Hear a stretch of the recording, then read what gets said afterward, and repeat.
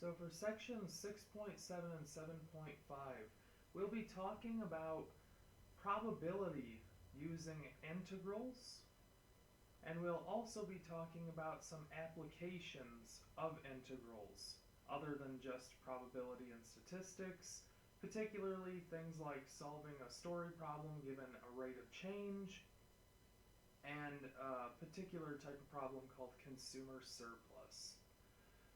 Okay, so to start this off, the first thing that we need to note is what a probability density function is. So we say f of x is a probability density function if three things are satisfied. The first thing is that f of x has to be greater than or equal to 0 for all x in the real numbers. In other words, f of x is the probability of some event x happening. So if you think about it, while it doesn't really fit to these types of cases, the probability of rolling a 1 on a 6-sided die, so when you're rolling dice, the probability of rolling a 1 is 1 out of 6. So f of x in that case would be 1/6. So we're saying f of x has to be greater than or equal to 0 for all possible x values that you can have, because the probability of some event happening cannot be negative, is the point. You cannot say there's a negative 2% chance that something will happen.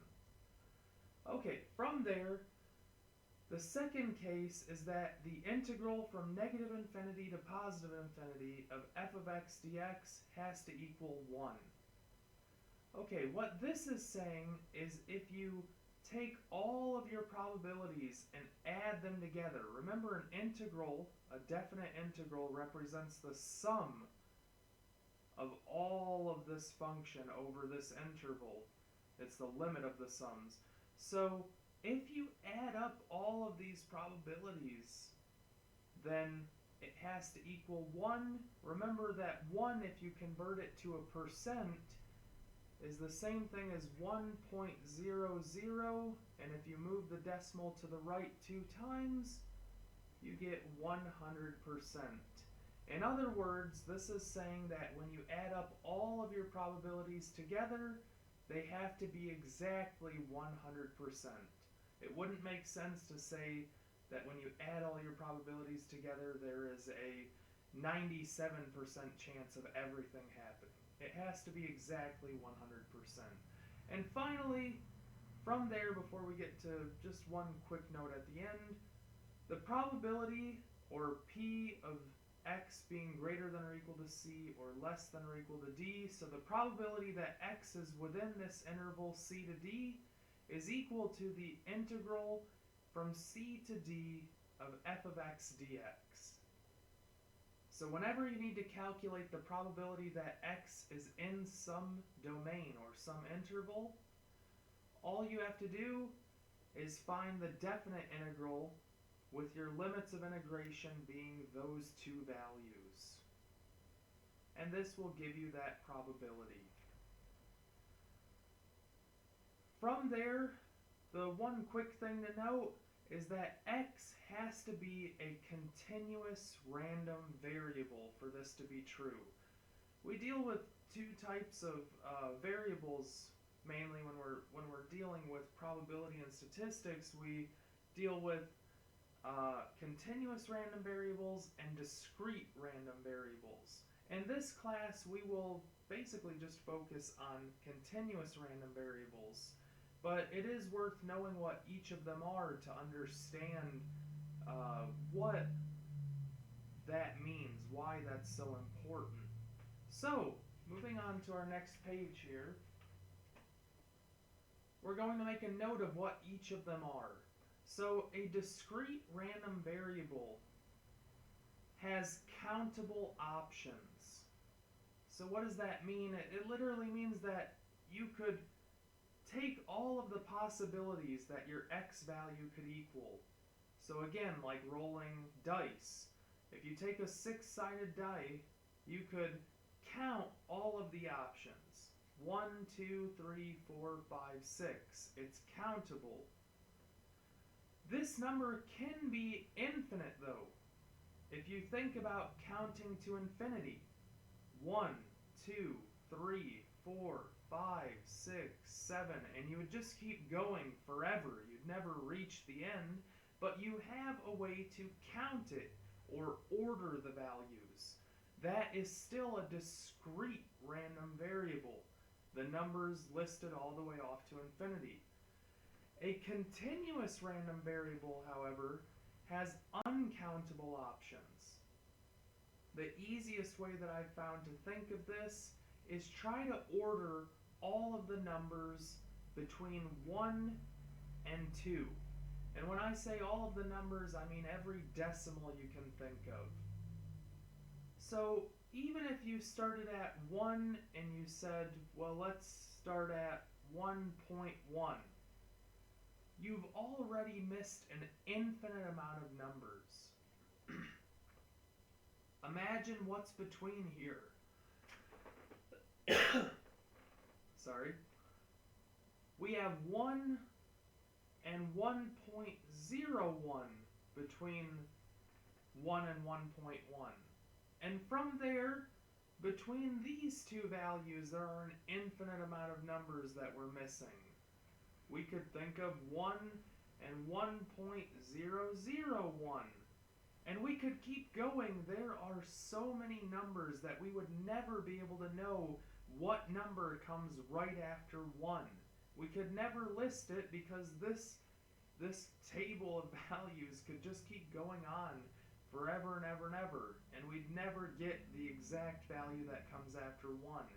That means it's a continuous list. It's a continuous interval. Whereas with discrete, we know exactly what comes after 1. It's 2. There's nothing in between them. But with these values, between 1 and 2, on a continuous interval, we would never know the value that comes right after 1. Therefore, we couldn't order them. We couldn't count them, so it's continuous. It also helps to look at this with some actual examples rather than just numbers themselves. Let's look at these 6 items and try to decide whether they are continuous or discrete. I'd like you to take a moment to pause the video and see if you can't figure out which of these would be discrete or continuous. Okay, so let's start with this first one, time. So it's tempting to want to think of time as a discrete random variable because of how we think of it on a clock. What time is it? It's 9:45 and 3 seconds. But that's not really how time works, is it? That's just how we think of it because it's easy to think of it. But in reality, it's not 9:45 and 3 seconds. It's 9:45 and 3.8724,993, and you could just keep going on seconds. And because we have this list of decimal values that just go on and on forever for all the different values of time that you could think of, we would have no way to order them, just like we had no way to order this, the list of numbers between 1 and 2. We have no way to say, well, after 3.8724 comes 3.8724 and then the next value. We don't know what's going to keep coming up. There's just this infinite, uncountable amount of values that we could never order. So time is a continuous random variable. Next, pages in a book. Well, if you think about it, you start at page 1, then page 2, page 3, page 4, page 5, and so on. That means we can count them, we can order them. That means it is a discrete random variable. Dice, I already gave this one away earlier. Dice are discrete because you know the number of sides. You can order them. Side 1, 2, 3, 4, 5, 6, and so on. From here, height. Well, for height, that would be a continuous random variable. And it's the same reasoning as this clock. When we're dealing with height, while we might say somebody is 5 feet 10 inches, they are not actually 5 feet 10 inches. They are 5 point, we could say 9872, and just keep going on and on forever with this decimal that represents somebody's height. And these values, again, are uncountable. There's too many options. We could never list them all, and we could never order them. So, height has to be a continuous random variable. Age is just like time. It's just in a different format. So it is, again, a continuous random variable. If you tried to pick out the list of how we would order everybody's age, it would end up working out exactly the same thing as this. If you tried to list all the ages between 1 and 2, you would never be able to do it. And finally, an on and off switch, like a light switch, would be a discrete random variable, because there are obviously only two choices there, 1 and 2. We're not talking about those dimmer light switches, so don't confuse that with this. Okay, so now that we have a decent idea of what a discrete and continuous random variable would be, we can now get into some examples. So for this first example, we have that the duration of a phone call in minutes is a continuous random variable. Think about that. The duration means time, and we said time was a continuous random variable. So it's a continuous random variable with a probability density function. F of t equals 1/4 e to the negative t over 4 if t is greater than or equal to 0, and f of t is equal to 0 otherwise. So this is a trick that you can do with these probability density functions. Remember, we said that f of x has to be greater than or equal to 0 for all of our possible outcomes, all of our t values in this case. And we also said when you add up all of the probabilities, it has to equal 1. So you can use tricks like this, making a piecewise function, to say, well, if I included all the negative values for t, my probability wouldn't add up to 1. Or I might get negative values for f of t. So instead, I'm going to use a piecewise function to say that if you're not in this range of t values, then the probability is automatically 0. This is also useful, especially for this real-world problem where it doesn't make sense for t to be a negative number because it represents the time of a phone call, and you can't have a phone call that's negative minutes long. Alright, so from there, we're going to find the probability that a call is 2 to 3 minutes long. So remember, when we started showing the probability density functions, we said to find the probability that something is between two values. So in this case, the probability that t is greater than or equal to 2, but less than or equal to 3, is equal to the integral from 2 to 3 of our function, 1/4 e to the negative t over 4 dt. And now this is just an integral to solve. We know that we can't just solve this as it is, though, because we do not have an antiderivative for e to the negative t over 4. So this is where u substitution comes in.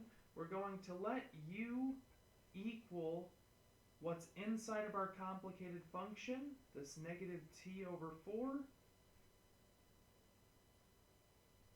And since we have u equals negative t over 4, that means du, the derivative of u, is, well, it's hard to tell from this. If you can see it, that's great, but an easier way to think about this is negative t over 4 is the same thing as negative 1/4 t. And now the derivative of this is a little bit easier to see. The derivative of negative 1/4 t is just negative 1/4. Just like the derivative of 2t would be 2.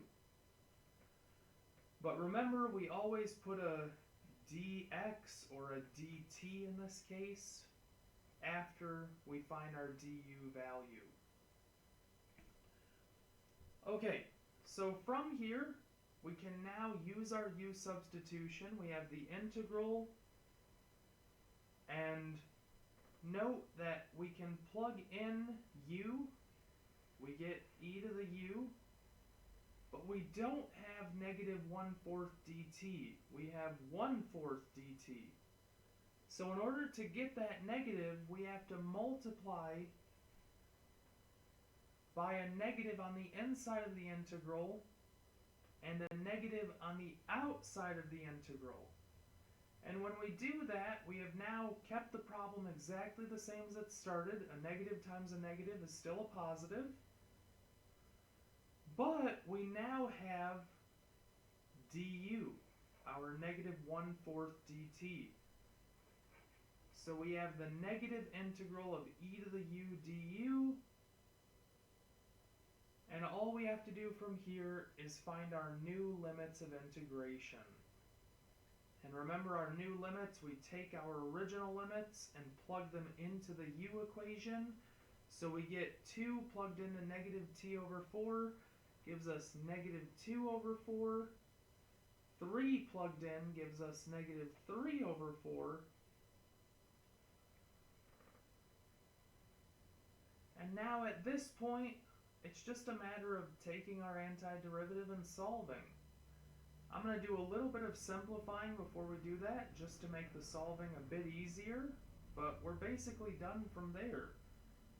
The simplifying I'm going to do is, first of all, noting that because we have a negative on the outside of our integral, we can flip our limits of integration.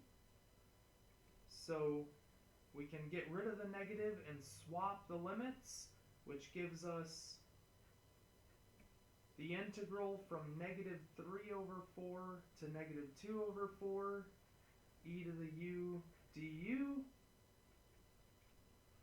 From here, the antiderivative of e to the u du is just e to the u. Remember, the derivative of e to the u is the same thing as the antiderivative, it's e to the u. And we're taking that from negative 3/4 to negative 2/4 or negative 1/2. The same thing either way when we simplify that fraction. And finally, we apply the fundamental theorem of calculus, literally just meaning we plug the top value in, e to the negative 1/2, minus when we plug the bottom value in, e to the negative 3/4. And this is just a calculator problem. We plug this into our calculator, which gives us 0.1342. So what does this value tell us? Well, this says the probability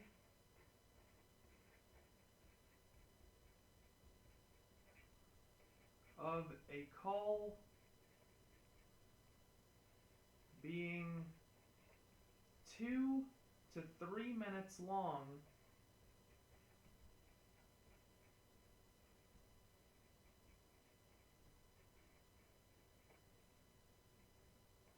is 13.42%.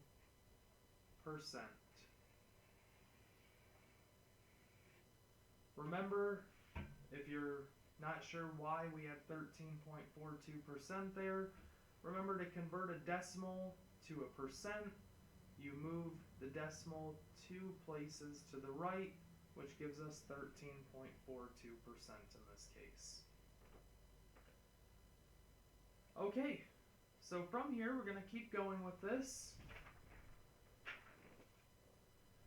The next note that we're going to make is that the probability that x is equal to exactly some value c. So let me get this more in focus, sorry. So the probability x is equal to some value c. Well, think about that. That's the same thing as saying we're finding the probability that x is greater than or equal to c, while also being less than or equal to c, which means we're finding the integral from c to c of f of x dx, and we know whenever you take an integral from one value to itself, the result is always equal to 0. So, the probability that x is equal to exactly one value when you're dealing with a continuous random variable is 0.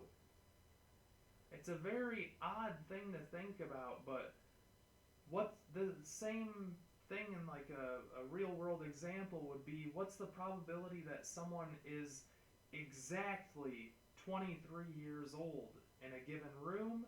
Well, that probability is 0 because they're not exactly 23.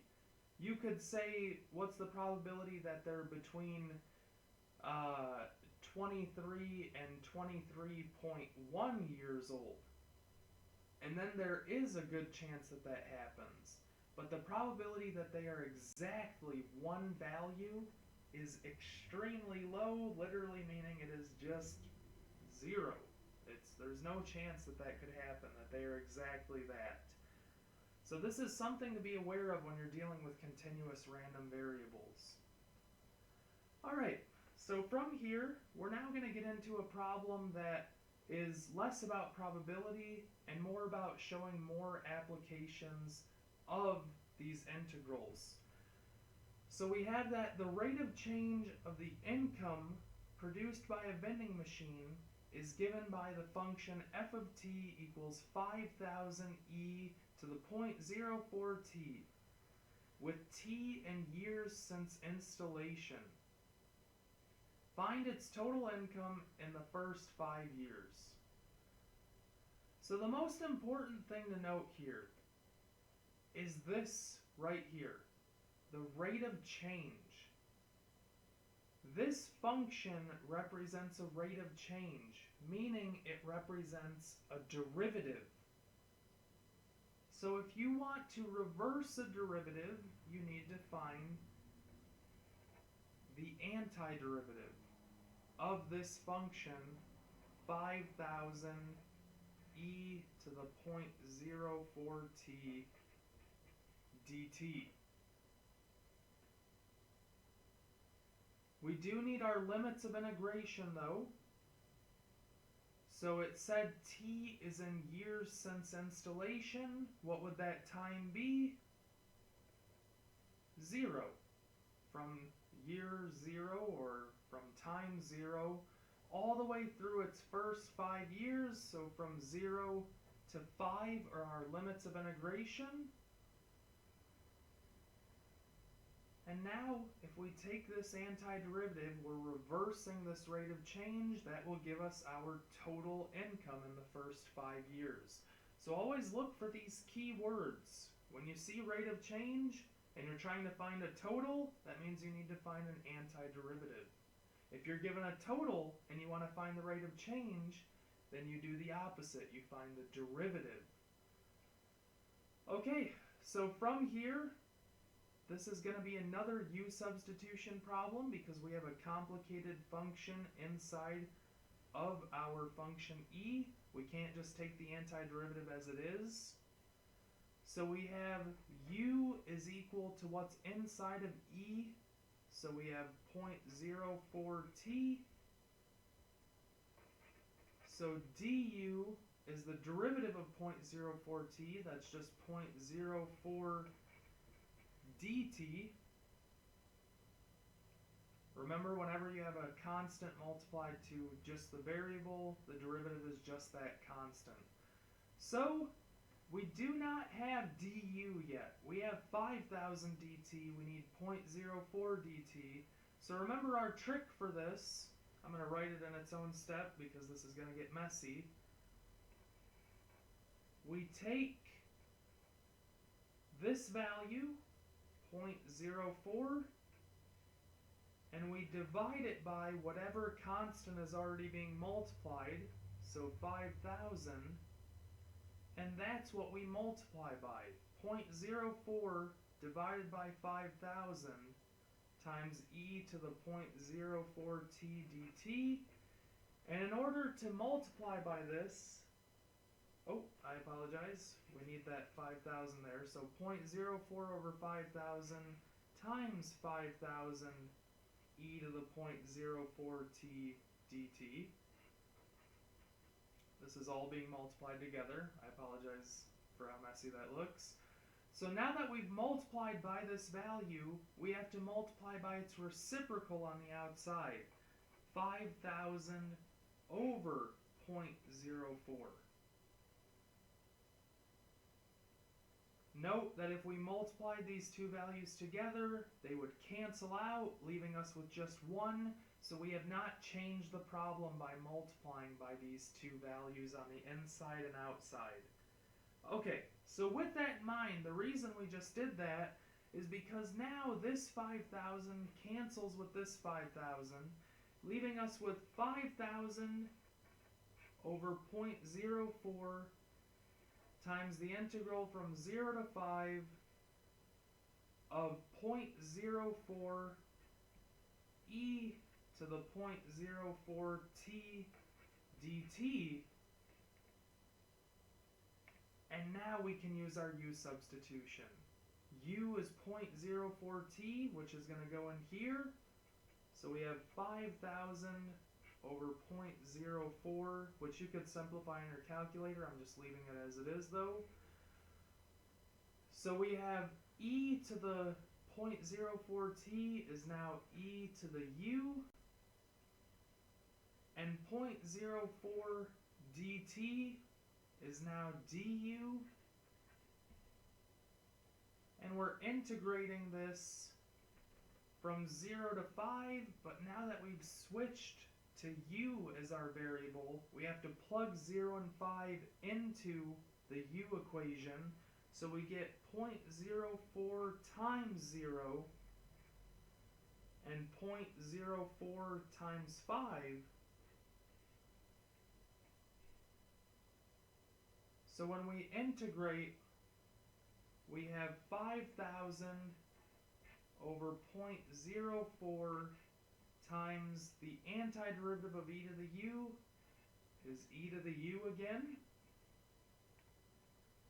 And we're integrating that from 0.04 times 0 is just 0 to 0.04 times 5 is 0.2. So we're going to plug these values in.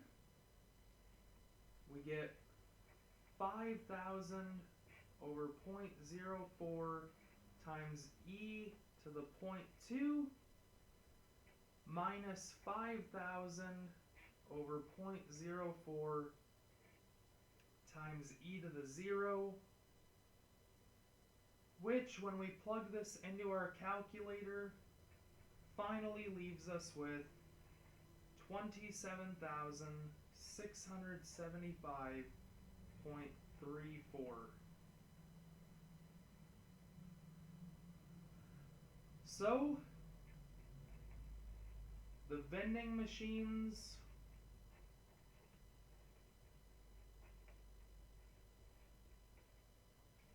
total income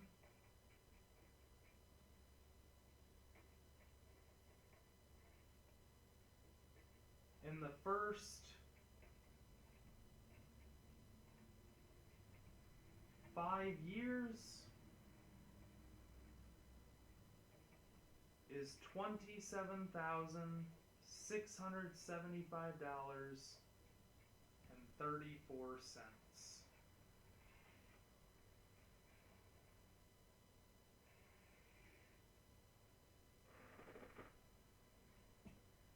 Okay, so this problem was definitely a messy one because you're dealing with such large numbers. That's usually going to happen. But notice at the end of the day, all we had to do was note that we are taking a rate of change and using it to find a total. That means we're finding an antiderivative. And then once we found our antiderivative, that gave us our answer. We just put that into sentence form. So always keep an eye out for that rate of change. That tells you if you're going from a rate of change to a total, you need an antiderivative. If you're going from a total to a rate of change, you need a derivative. All right. So to keep going from here,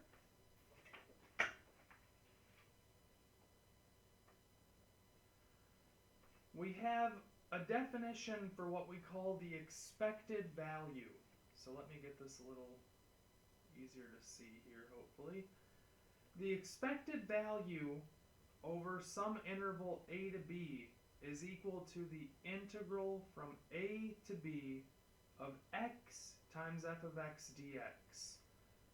So it's important to note what expected value is. Expected value is basically an average before we've found the average.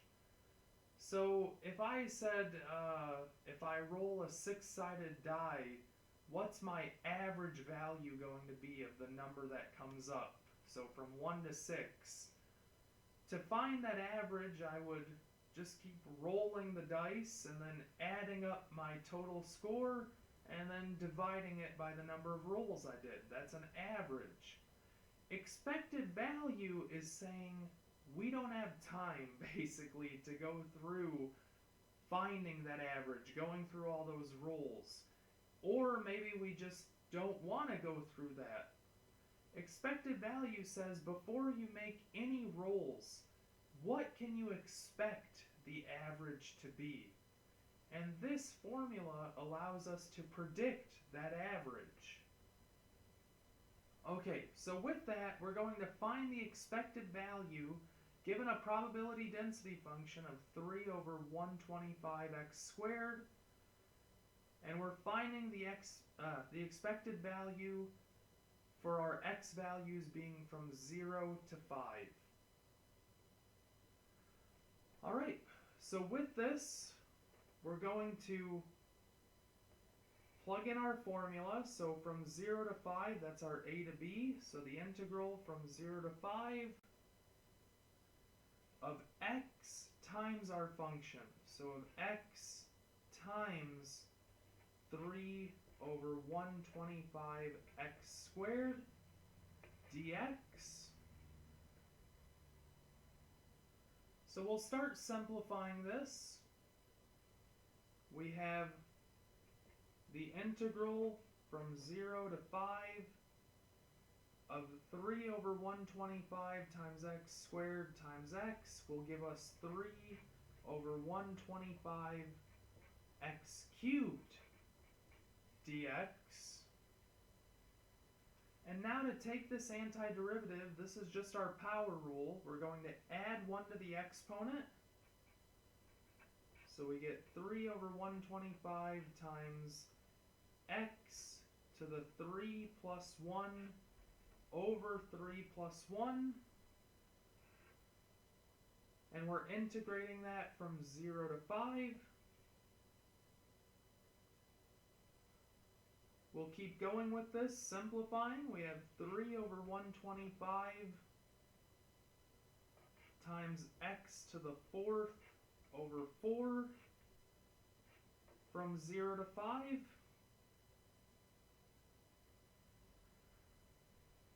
And now, if we plug in our 5 and our 0, we get 3 over 125 times x to the fourth is now 5 to the fourth over 4 minus 3 over 125 times 0 to the fourth over 4.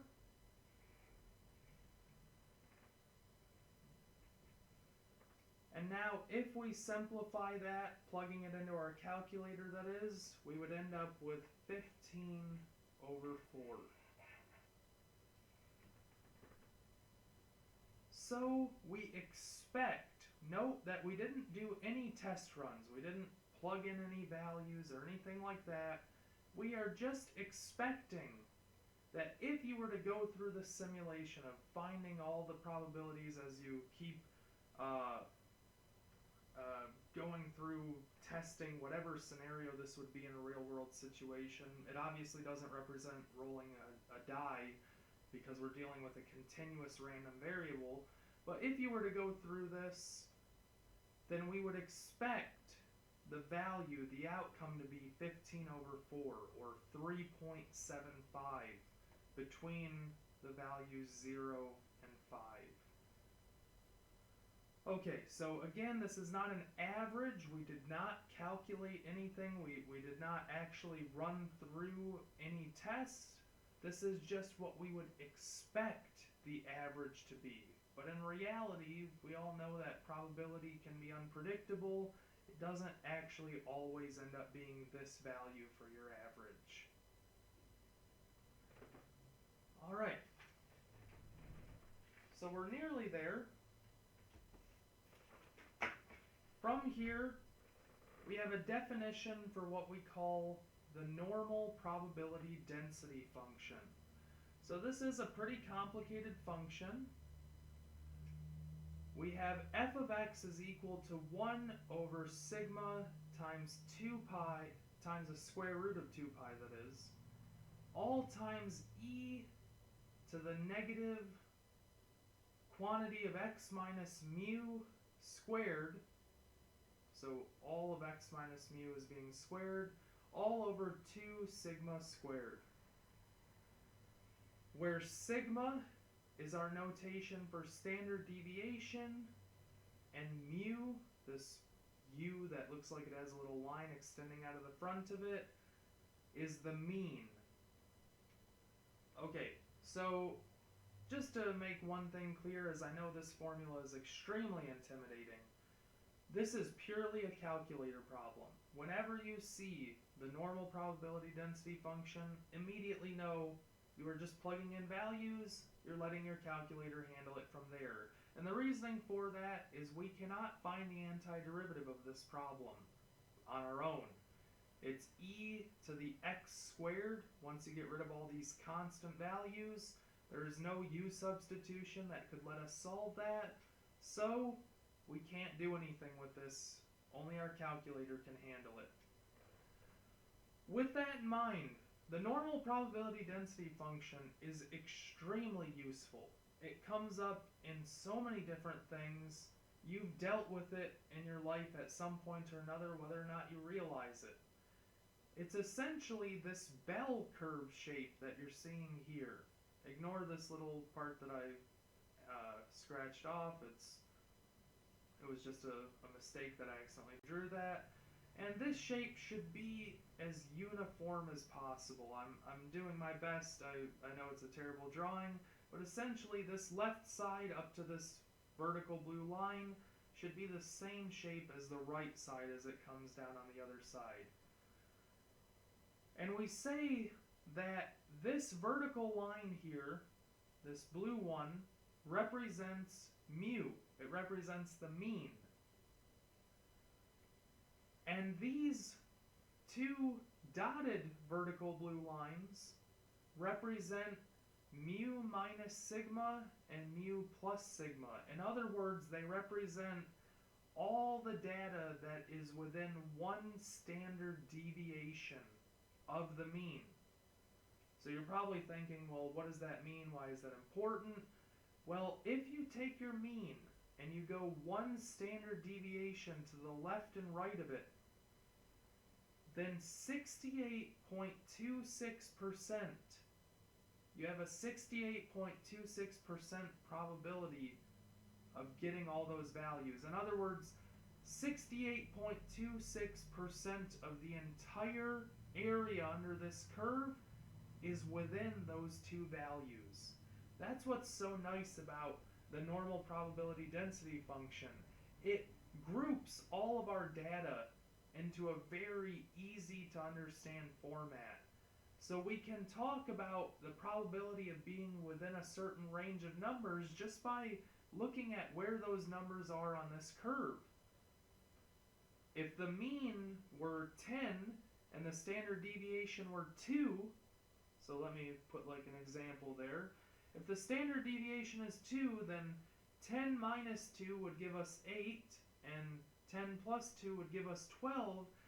So with a mean of 10 and a standard deviation of 2, 68.26%, we would have a 68.26% chance of being between 8 and 12 is what this is saying. So it makes it very easy to organize our data.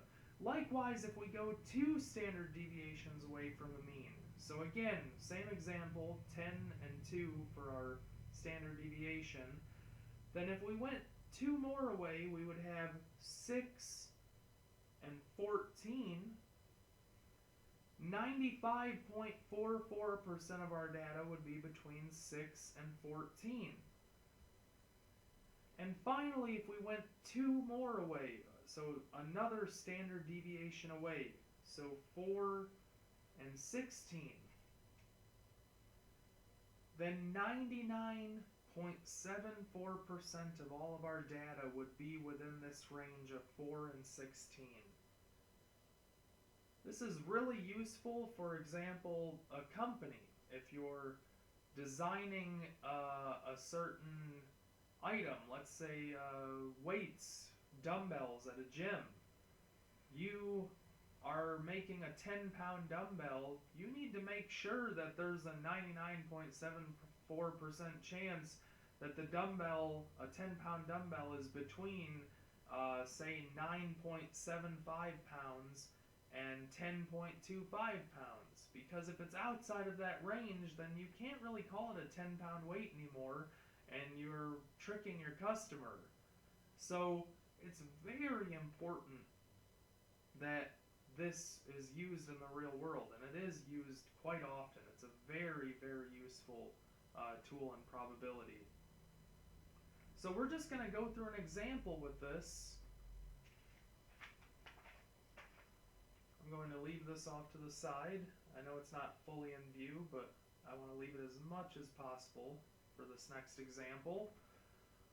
We have that the actual weight of a bag of rice is a continuous random variable that follows a normal probability density function with a mean of 20 and a standard deviation of 0.5. Find the probability that a random bag is between 18 and 18.5 pounds. Okay, so going through this, we know our formula, just to copy it back down. Well, in fact, there's no need, it's right here. We know our formula is 1 over sigma square root 2 pi times e to the negative quantity of x minus mu squared all over 2 sigma squared. So, in other words, if we just find mu and sigma, we can plug them in and let our calculator solve everything from here. So mu is our mean. We said that was 20. The average bag of rice should be 20 pounds. The standard deviation is 0.5. So in other words, if you take an average bag of rice, there is a 66.26% chance that that bag is between 19.5 and 20.5 pounds, and so on. Alright, so from here, we'll plug this into our formula. We have 1 over sigma is 0.5 times the square root of 2 pi times e to the negative quantity of x minus mu is 20 squared all over 2 sigma squared is 2 times 0.5 squared. And what are we doing with this? We're taking the antiderivative of it because it's a probability density function. So we'll put a dx here. Note that that dx is not in this exponent. It's really the same size as this e. And what are we integrating from? Well, we're finding the probability that it's between 18 and 18.5. So, we need our calculator for this. So in order to do this, we're going to hit the y equals button. I'm going to clear this out. And now we're going to type in exactly what we have here. So we first need to input a fraction by hitting alpha y equals enter. If you don't have an updated TI-84, you're not going to be able to do that. You'll just need to use a lot of parentheses and division. So we have 1 over 0.5 times the square root of 2 pi. Pi is right here in blue above the exponent symbol, so we hit the blue button, exponent. Now we'll leave the fraction, and then we have e, so second ln gives us e, and we have a negative. Remember to always use the negative button, not subtraction. And we have a fraction inside of our exponent. So we're going to hit the fraction again. And we have the quantity of x minus 20. We'll close off our parentheses and square it. And that's all over 2 times 0.5 squared. Very messy. It is a very messy problem, but it's very useful. So from here we need to calculate the probability that it's between 18 and 18.5. So we do that by hitting second calc. So trace, there's a calc above it. And notice number 7 says the integral of f of x dx. We're going to hit 7. And now we're going to find the probability that it's between 18 and 18.5. So it says lower limit, that's 18, enter. And now notice it says invalid. That's because we're out of range here. So we're going to hit enter here and go back to our window. And now we need to tell it what x values we need our range to be in. So I'm going to put 0 as my x min and 20 as my x max. That contains 18 and 18.5, so it will let us calculate this integral.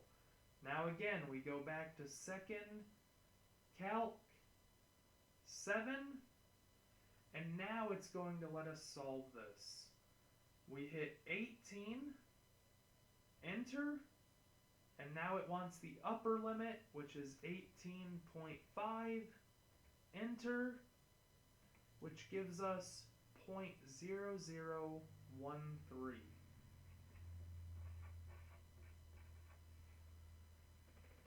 So what does 0.0013 mean to us? The probability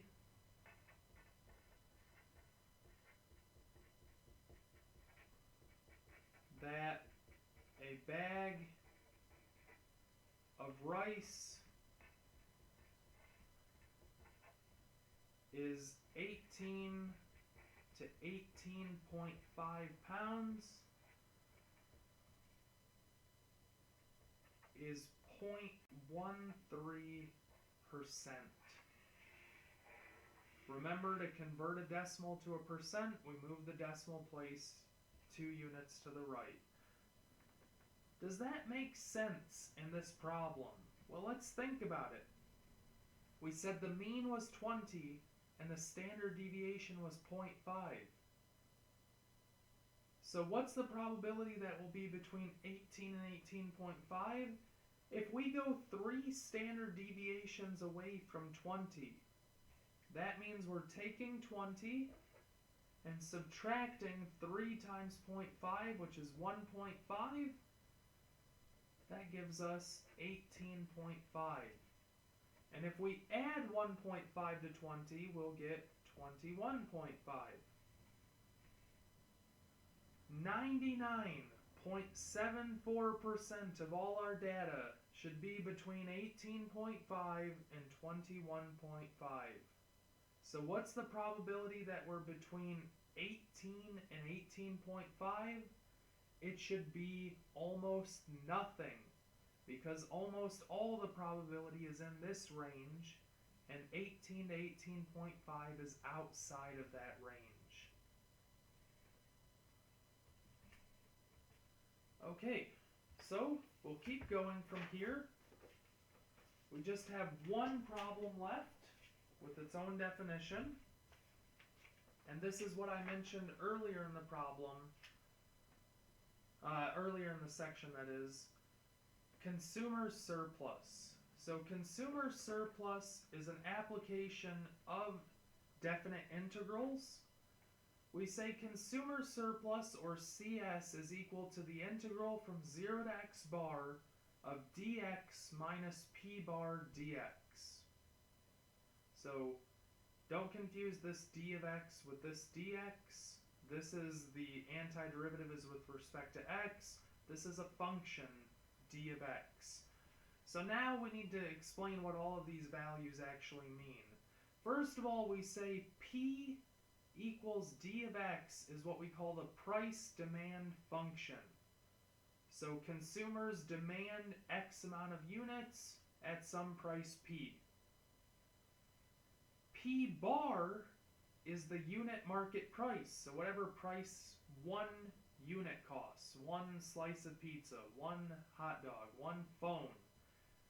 X bar is the quantity sold, so the actual amount of units that get sold at some price P bar. And because X bar and P bar are just linked, like I said, X bar is the number of units sold at price P bar, we can say P bar is equal to D of X bar. When you plug in the unit market price, the demand is the demand when you plug in the number of units sold. Alright, so what does this all mean? Consumer surplus is the total savings to consumers willing to pay more than P bar, more than the unit market price for a product, but still able to buy it for P bar. So essentially, if you're a business, take a moment, try to think about it. What do you want your consumer surplus to be? You should want it to be zero. It's not as cut and dry as that, but essentially, you don't want your consumers to pay less than they're willing to pay. You want them to pay as much as possible. You don't want them to save anything on, if they were willing to pay $10 but they paid $8, that means you lost $2 that you could have made. So essentially, as a business, we want this to be zero. As a consumer, we want this to be as much as possible. So, for our last problem of this section, we'll say that a small pizza costs $8 and has a demand, or price demand function, of d of x equals 20 minus 0.05x. Find the consumer surplus. Alright, so going through this, the first thing that we should make note of, and I'm going to bring this paper back, is that we have the unit market price, which is P bar. That's $8. So if we take P bar and set it equal to d of x bar, that would allow us to solve for x bar. We'll go ahead and set up our integral first, just to be clear that that's what we're wanting to do here. But let's go ahead and set up this integral. The integral from 0 to x bar of the quantity of d of x minus p bar d of x. We know d of x is 20 minus 0.05x minus p bar is 8. And now we're just looking for x bar. So again, that's what I was saying. We know p bar, so we can use this p bar equals d of x bar to solve for it, to solve for x bar, that is. So off to the side, we have p bar equals d of x bar. So 8 equals 20 minus 0.05 x bar instead of x. And solving for x bar, we'll subtract 20 from each side to get negative 12 equals negative 0.05 x bar. Dividing each side by negative 0.05, we get x bar equals 240. So our integral is from 0 to 240 of 20 minus 0.05x minus 8 dx. We'll simplify this first. We have the integral from 0 to 240 of 20 minus 8 is going to give us 12 minus 0.05x dx. From here we can take our antiderivative. The antiderivative of 12 is 12x. The antiderivative of minus 0.05x, we get minus 0.05x to the 1 plus 1 over 1 plus 1. And that's all from 0 to 240. Simplifying from here, we have 12x minus 0.05x squared over 2 from 0 to 240. And remember, from here we plug in our top value and then subtract when we plug in the bottom value. So we have 12 times 240 minus 0.05 times 240 squared all over 2 minus, when we plug in 0, we have 12 times 0 minus 0.05 times 0 squared all over 2. And when you let your calculator solve from here, you get 1440. So I'm going to have to write this a little bit small, I apologize, but the total savings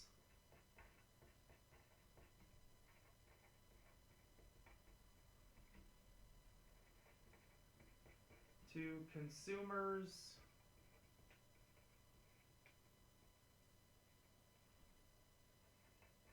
willing to pay more than $8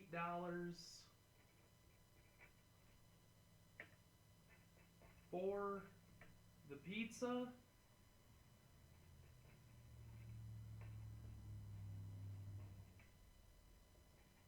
is $1,440.